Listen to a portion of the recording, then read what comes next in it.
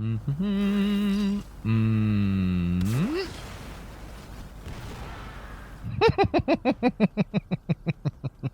Now that is what I call a fucking bow. So hey guys, welcome to another Warframe video, and today we're gonna check out what happens when you take the Opticore and duct tape it to a bow. Ladies and gentlemen, I present to you the Corpus Lenz. There's the jet engine, two of them in fact, one at the top, one at the bottom, and oh my god, does this thing not look amazing. Especially the animation you get as you pull the bow back, the two jet engines lighting up and the three circles expanding from the centerpiece. I just love the way this looks. Now this puppy is available from the Corpus Lab in your dojo, and it's kind of the HEMA of the Corpus Lab. It's not quite as crazy as HEMA, but the research still requires 1000 field drone samples, 1200 alloy plates, 7500 polymer bundles, and 50 neurodes. And this is of course going to be scaled up based on the size of your clan. And since no one has managed to research it yet because we didn't have enough time, I don't know what the build requirements are. Now the Lenz is a Mastery Rank 8 bow that's pinpoint accurate, has a charge time of 1.2 seconds with a 50% critical chance and a 2 times multiplier. So the Lenz, together with the Amprex, Dread and Synapse, has the highest critical chance out of all the weapons in the game. And just putting on a maxed out point strike will take your critical chance up to 125%.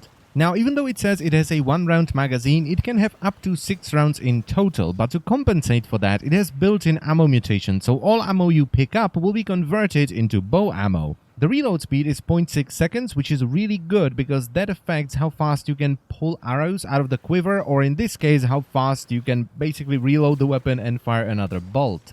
The status chance is only 5%, however the weapon does have some guaranteed procs, and it does 720 damage with each shot. 660 is blast, 50 is impact, and 10 is cold. However, unlike with other bows, the damage isn't dealt in one quick burst. There are two separate instances of damage, and to help me demonstrate that, I have my new assistant, Mr. Nigel the Napalm. I unfortunately had to fire Billy because I found out he was working for HGP as well and he wasn't able to make the schedule.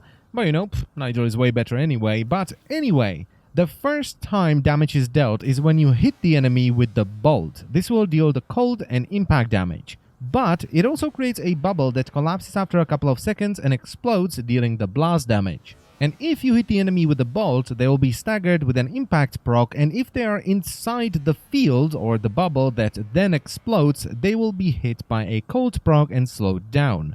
But that's also the case for you because the weapon does full self-damage, so if you either run into the bubble or you shoot the bubble underneath you, you will be slowed down with a cold proc, and if you're standing inside it when it explodes, well, you're probably gonna die. Now the setup I decided to use for the Lenz is a 4 Forma build where I've added 4 Vs, and it's basically just a crit build. It's running Serration for damage, then Split Chamber for multi-shot, and Heavy Caliber for even more damage. However, this is very much up to you because it does lower the accuracy and makes the bolts fly a little bit to the side and makes the weapon more dangerous, especially in small spaces like corridors. So as I've said, it is very much up to you and whether or not you think the extra damage is worth the extra danger.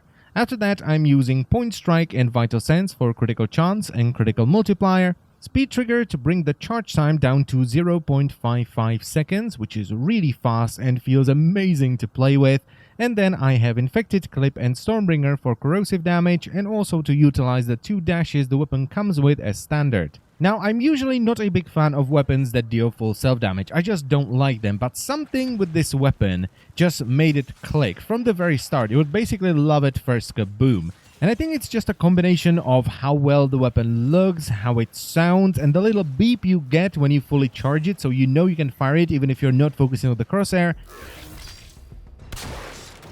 And most importantly, how easy it is to actually avoid self-damage with this thing. Because it's like, yo mate, you see that bubble over there? If you're standing inside of it when it explodes, you are dead. It's not like with the Tonkor where it's basically, yo, remember that grenade? What do you mean what grenade? The one that bounced off the wall, off the ceiling, off the bombard sled bollock, off the floor, off the wall? Yeah, that one? Well, it's right here, you're dead. You can easily bullet jump out of the bubble even if you fire it right underneath your feet and you get slowed down with a cold proc. So dying to the self-damage is your own fault. It's not just a random grenade bouncing off of a shield lancer. So even if you derp out and you fire the bolt right underneath you, there is time to get out of it. Most of the time, because sometimes the bolts bug out and they either explode immediately or they disappear, which also happens, and I've mostly noticed this happening in defense missions, particularly ACAD. It happens there a lot, but that's gonna get ironed out eventually.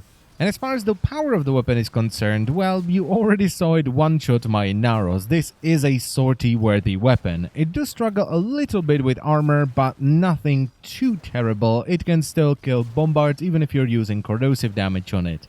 It does take quite a few bolts, but you have pretty much infinite ammo and you will constantly stagger them with the impact proc, slow them down with the cold proc, and knock them down every now and then with a blast proc from the explosion. The infested just melt. It's not even funny how much damage this thing does to the infested, but it's understandable because we are using corrosive and cold, which the infested are weak to.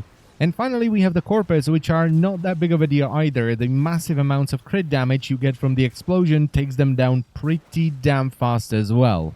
So in conclusion, this weapon is absolutely amazing. It gets a big thumbs up from me and I would recommend it to absolutely anyone. It doesn't matter if you don't like explosive weapons or bows, just try it out and chances are you're gonna have a blast with it. And that's pretty much it for the video, so I thank you very much for watching as always guys, and I will see you next time. Bye bye.